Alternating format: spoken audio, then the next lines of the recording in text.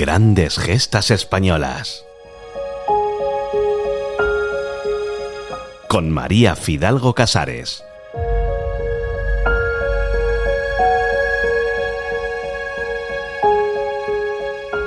Muy pocas veces se recuerda que España logró mantenerse al margen de las grandes guerras de religión que devastaron Europa durante la Edad Moderna. Y es que el luteranismo jamás se arraigó en la península. Solo unos pocos predicadores intentaron difundirlo y apenas encontraron adeptos.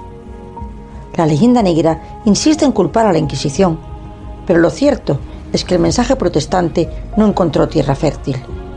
¿Y la razón? Pues la obra de un hombre singular. El principal detonante que llevó a muchos europeos a abrazar el protestantismo había sido la denuncia de la corrupción eclesiástica, la conducta inmoral de sacerdotes y las prácticas abusivas como la venta de indulgencias. Pero todo ello ya había sido corregido en España durante el reinado de los Reyes Católicos. Bajo su impulso se acometió una profunda reforma del clero. Se combatió el analfabetismo y la precariedad intelectual. Se erradicó la barraganía y se frenó el comercio espiritual. Y todo ello gracias a la voluntad de Francisco Ximénez de Cisneros, el cardenal reformista que transformó la Iglesia española desde sus cimientos. Por ello, cuando llegaron los mantras luteranos, cayeron en saco roto en el pueblo. Apenas unas élites intelectuales se sintieron atraídas por los dogmas del reformador alemán. Y Cisneros, además consciente de que su renovación iba pareja a la de la educación, fundaba en Alcalá de Henares una de las instituciones que más ha influido en la cultura española, la primera universidad renacentista, humanista y universal.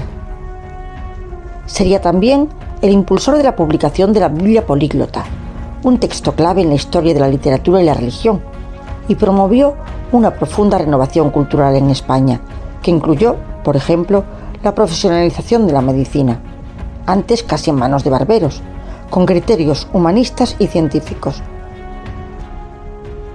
e impulsaba la recién inventada imprenta.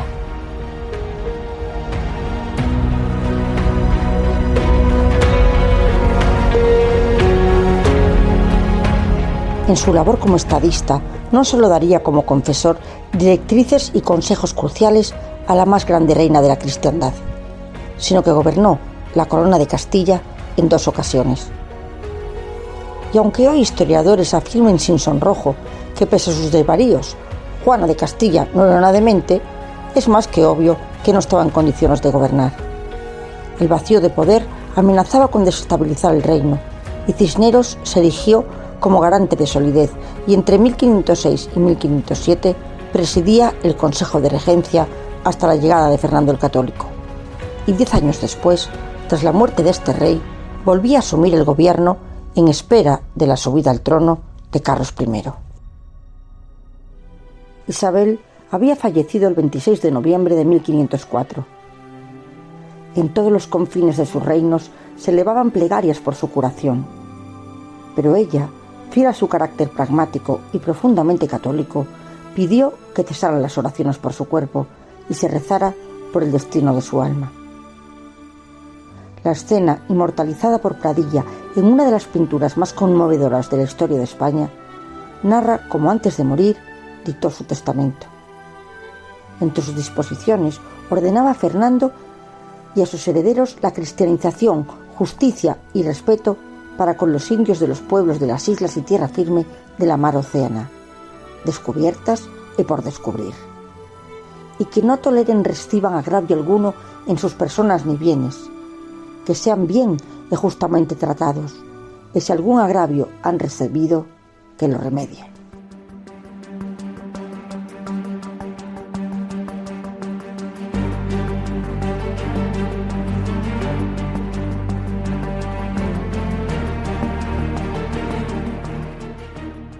Cisneros había apoyado la decisión de Isabel de patrocinar el viaje de Cristóbal Colón, logrando, nunca mejor dicho, que su empresa llegara a buen puerto y que miles y miles de indígenas fueran evangelizados. También ayudó firmemente a establecer las bases para la expansión de la fe en las Indias, enviando misioneros franciscanos y dominicos. Pero tanto o más importante para Isabel había sido el haber liberado la península del dominio musulmán. Y consideraba que Granada no debía ser el final. Esa misión debía continuar. Y en su testamento incluyó el ruego de que se cruzara el estrecho para proseguir la reconquista en el norte de África, un territorio que Castilla consideraba parte natural de Hispania. Y fue un ruego que intentaría cumplirse.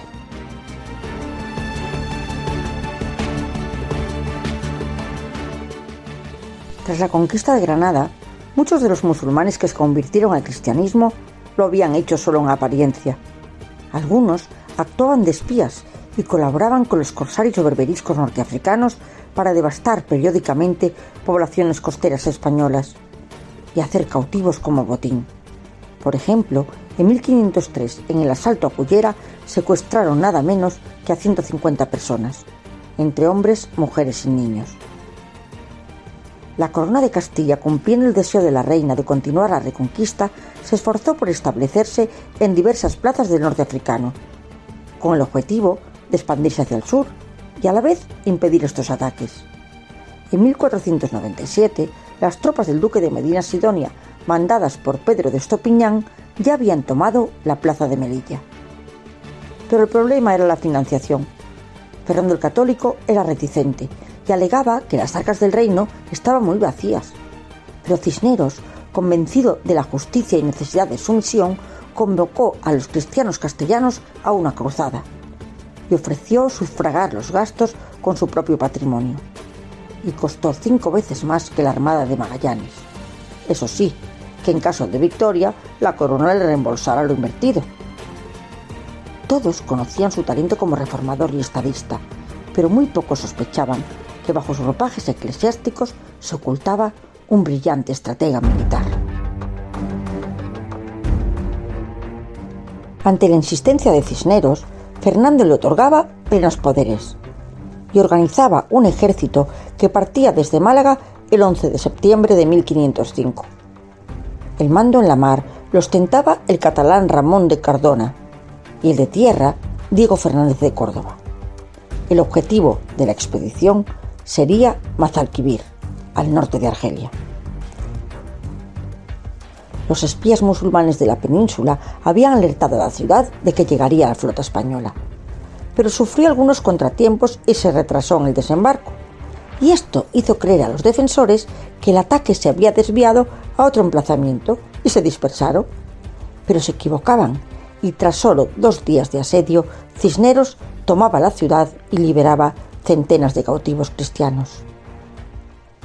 Y tras la exitosa jornada de Mazalquivir y la toma del peñón de Vélez de la Gomera, Cisneros le propuso a Fernando el Católico conquistar Orán, una de las principales ciudades del reino de Tremecén, que el Papa había adjudicado años a España. Y Cisneros comenzaba los preparativos, y en agosto de 1508 Fernando el Católico firmaba el nombramiento de capitán general de África al cardenal Cisneros, facilitaba la leva de las tropas y la formación de la armada. En la primavera de 1509, el puerto de Cartagena se convertía en el epicentro de una empresa audaz. Una flota de 90 navíos transportaba a un ejército de 20.000 hombres, y Cisneros dejaba sorprendidos a los hombres de armas tomando decisiones que serían capitales en la conquista de la plaza. Tras desembarcar en Mazalquivir, las tropas iniciaron la marcha hacia Orán, plaza fortificada y rodeada de gruesos muros. El sitio comenzaba de inmediato, acompañado por un furioso bombardeo naval que sacudió las defensas de la ciudad. Y fue entonces cuando Cisneros, austero in extremis, como correspondía a los de su orden, en lugar de brioso caballo, se presentó ante sus tropas montado en una mula, vestidos con sus hábitos franciscanos y con una gran espada ceñida al cinto. Y a su lado, un fraile cabalgaba sobre un corcel negro y portaba el estandarte del arzobispo.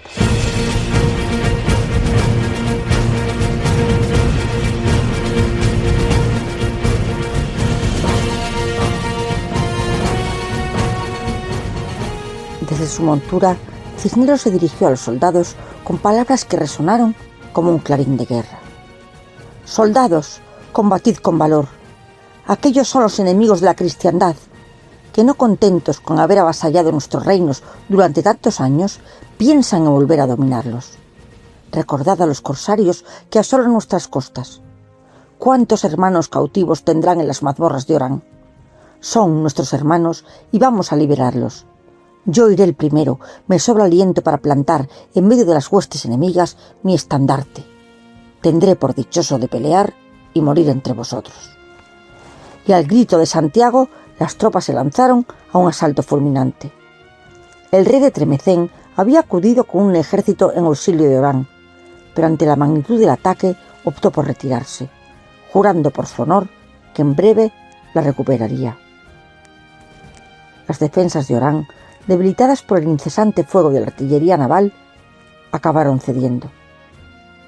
Los castellanos colgaban sus escalas sobre los muros horadados y al fin las puertas de la ciudad se abrieron, dando paso a un combate en las calles que culminó con la toma de la plaza, dejando más de 4.000 muertos.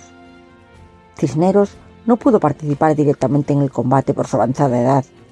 Tenía 73 años, pero pudo ver con orgullo desde la distancia cómo los estandartes y banderas cristianas sobrevolaban sobre los alminares de las mezquitas.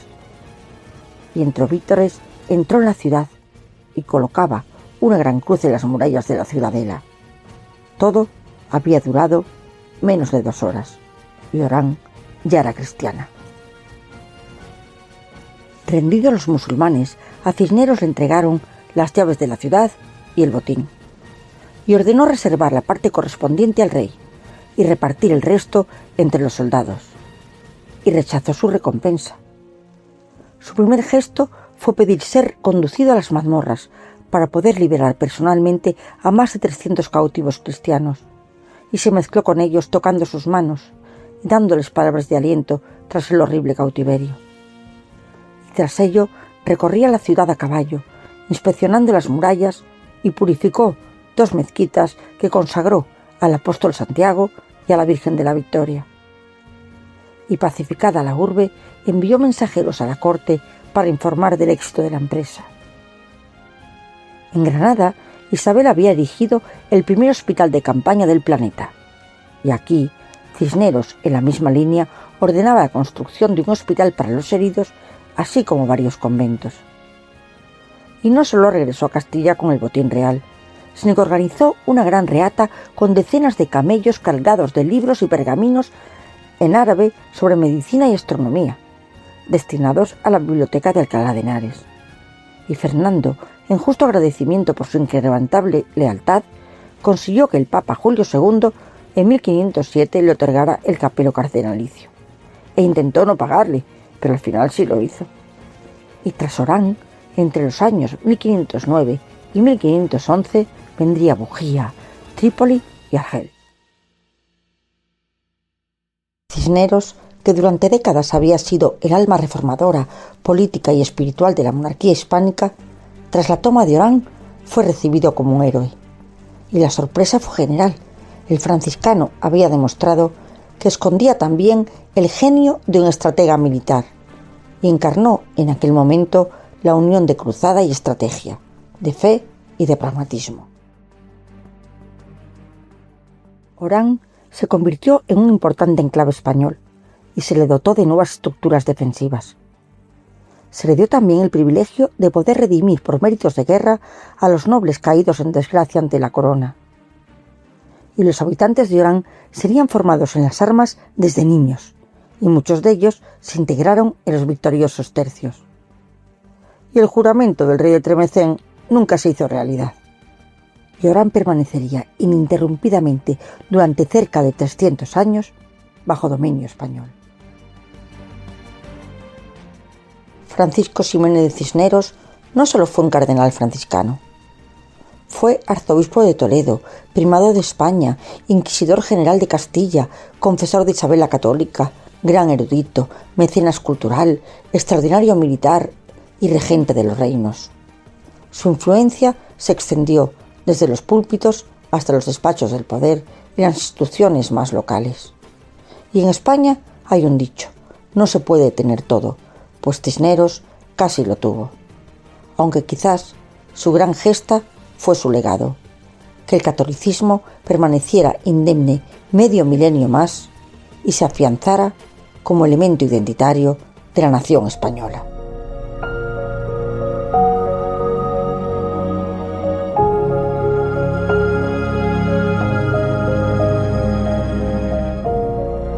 Grandes gestas españolas. Con María Fidalgo Casares.